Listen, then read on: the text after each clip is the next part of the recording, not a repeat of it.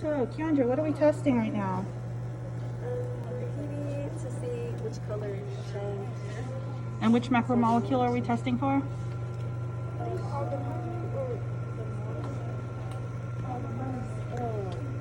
Monosaccharides. Awesome, and that's the carbohydrates. Awesome. So I'm recording a 50 club. So we have one that is the clear one, that's water. Then we have one that is the food slurries, the one with the nasty stuff in it. And the other one is just our control group.